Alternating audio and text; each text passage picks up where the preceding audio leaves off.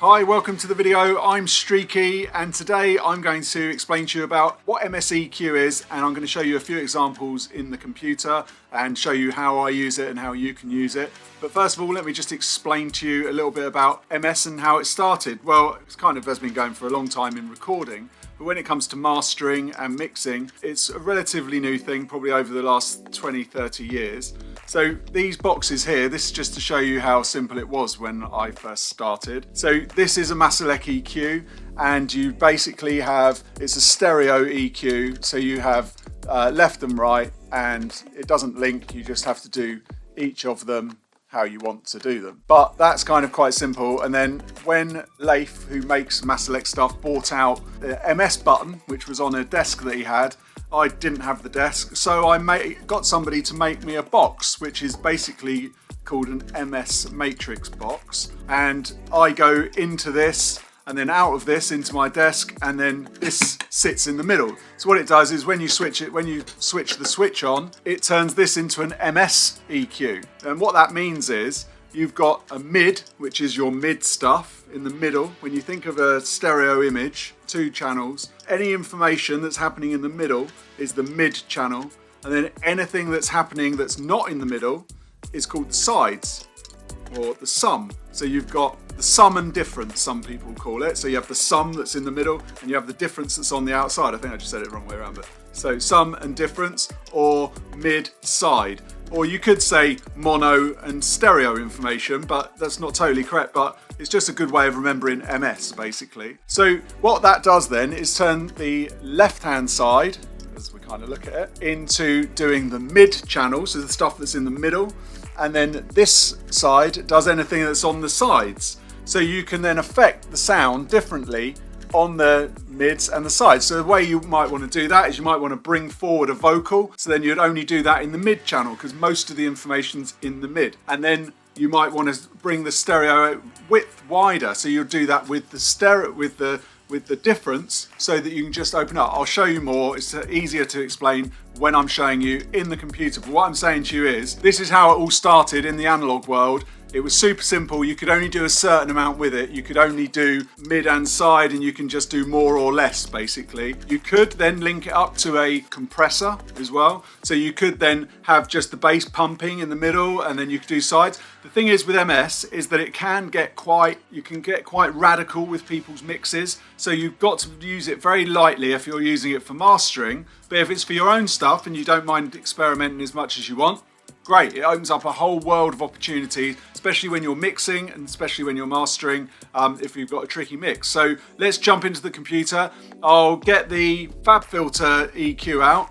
It's kind of standard, but you can literally do it on any EQ that has an MS mode. So just check out for that, and you click the button and it takes you into MS mode. Anyway, let's stop talking, let's get stuck in. So here we are inside the FabFilter Pro Q3. Now, this is very different, as you can tell, from old school EQ where you just had the left and the right bands, and now you can literally add loads and loads of versions of these and select exactly where you want to place them, whether you want to adjust the left on its own or the right or stereo together, or just the mid, the center stuff, or the side. So you can do loads and loads of things. You can also use this in dynamic mode, but we'll save that for another video because that's more information than we need to take on today, because all we're talking about is how mid and side work. So let's show you, first of all, the first trick today will be to show you how to mono the bass with an EQ.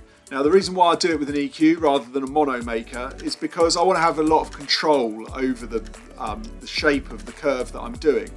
Because sometimes when a mono maker, if you say, okay, well, mono everything under 100 Hertz, what it might do is just do a straight forward, straight down, and everything goes in mono. Or you haven't got control over how the curve is, and so you might be stripping out loads of you might be monoing loads of the bottom half of the vocals and the snares and things that are happening in the lower mids. And you don't really want to be doing that. So it's nice to be able to have control over that. So let's put the stereo placement into mid.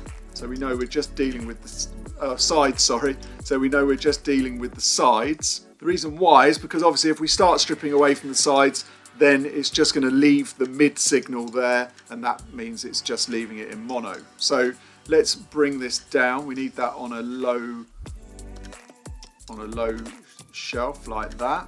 And then, as I say, you can use the cue then to use your ears and go, okay, well that's kind of monoing the bass, that's monoing the lower part of the vocals too much, so I'll bring the frequency down, or I'll play with the cue. So it's a lovely way to be able to have a little bit more control. Let's have a listen to what that's doing. I'll bring it right up so you can hear exactly what it's doing as I pull it down. It's a great way to kind of test with your ears to see exactly where you want it.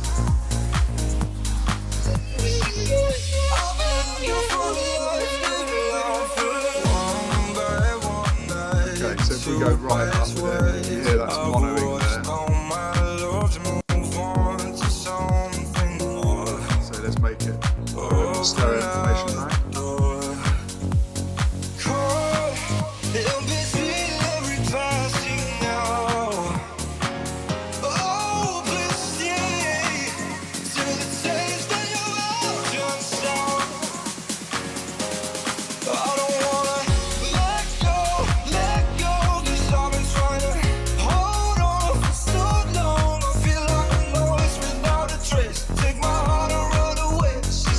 So there you go. You can hear exactly what that's doing there. So that's one thing you can do with the sides. Now, taking the sides, we can now do the opposite with the top end. So what we can do is we can open up the tops without having to change the mix at all. You can do this. This is great if you've got a vocal. So if you're just using on a vocal bus and you've got all your reverb sounding nice, but you just want it to open up a little bit without having to play with the sound of the reverbs or any of the backing vocals or anything like that, this is a trick you can do. So same thing, the opposite end is a high shelf this time, and then we lift up the stereo information, so the side information. So what we're doing here is it's mono in the bass, and we're just opening it up like a kind of trumpet effect. If you're enjoying this video, make sure that you press the like button now, because that really helps me with the algorithm and it encourages me to do some more videos like this. Right, back inside, which is a really nice way of getting a track open. So I'll play the track again and you can hear what that's doing. I'll mono it in and out. So it's just side information. Again, you can play with the cue, which is nice, so that you can have a bit more control. You might not want to touch the vocal as much, but you might just have some sort of cymbals and things, or as I said, if it's on a vocal on its own, you might want to just play with that. So let's have a listen. You can hear what happens as I play with it.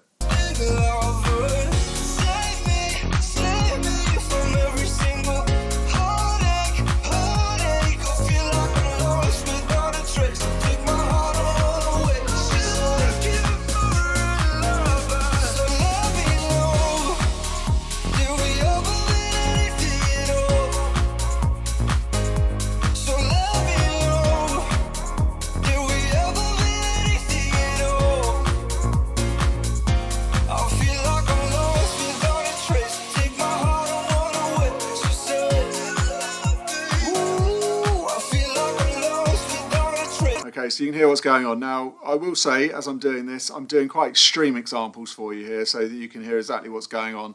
I would never add +7 when I was mastering. Probably wouldn't even go over +1 or 2. So, but you know, subtleties are what it's all about with mastering. So this is just as examples so you can see exactly what effect it's having. So, okay, so now we've dealt with some side stuff.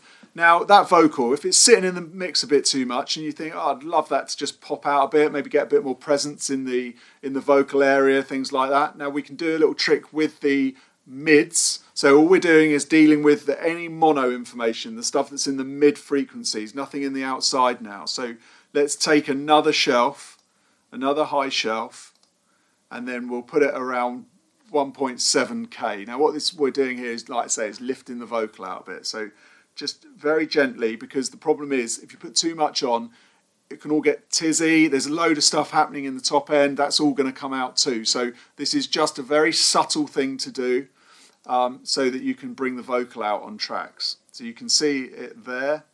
Oh, that's linked to that, sorry. Okay, so now we're just dealing with the mids. You can see how that was already attached to that side. So I've got it at 1.9, just bring it down a tad. And then I can change the cue again so that I can hear what I'm changing as I'm changing it. So maybe that's how I'll do it. I'll probably do it 1 dB, but let's do it sort of 2.5, 3 dB, just so you can really hear what's going on and you'll hear the effect it's having. I'll play with it as I go so you can hear the difference.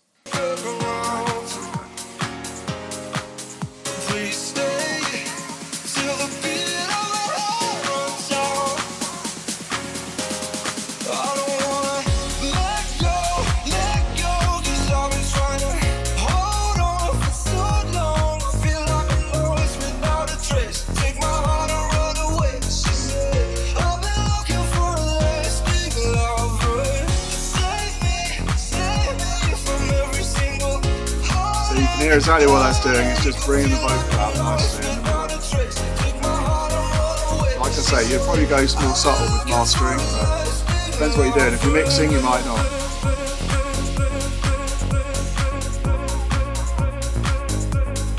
You hear all the synths and stuff start coming out too, so you got to watch it. But it can add a nice little sparkle to the mids. So what we're doing is just lifting the mids there. So there's a good example of how you can do that. Now, going back down again to the lows, we can actually bring out some really nice thumpy kicks and some really nice sort of low mids and stuff, just using the mid channel. So again, with the mids, if we go around 110, we can bring out, that should bring out some synths and things. And it's just in the center again, because obviously we're monoing. So we don't really want to play with the stereo information too much when we're in the low end. Sometimes it can be nice.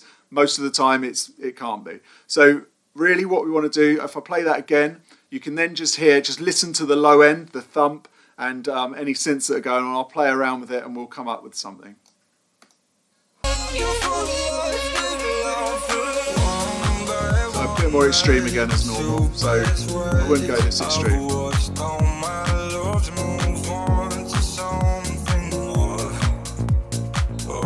And listen to the, so you can hear I'm bringing out that sort of low bass synth.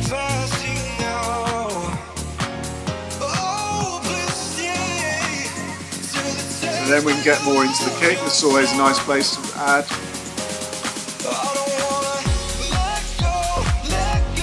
And then because we can control the cue here, when we've got it about here, obviously we're still bringing out the lower part of that bass synth. But really you want to be more subtle than that with mastering.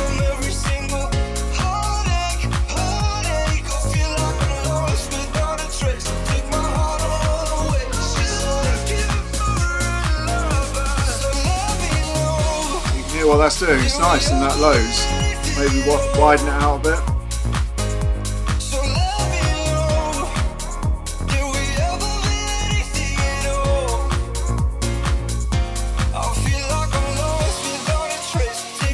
So there you have it. There's 4 ways of using MSEQ. There's loads of other ways of using it. You can use it in dynamic mode, so you can really get things moving around in tracks.